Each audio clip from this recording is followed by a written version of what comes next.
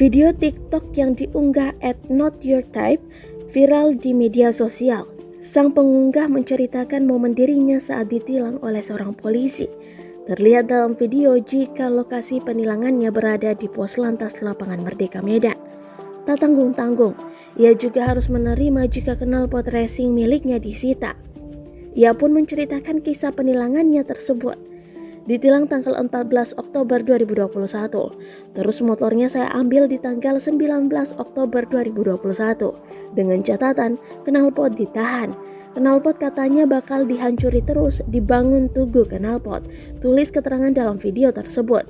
Hingga pada 20 Oktober, ia pun kaget karena melihat knalpot racing yang mirip dengan punyanya dijual online. Knalpot tersebut terjual di marketplace Facebook.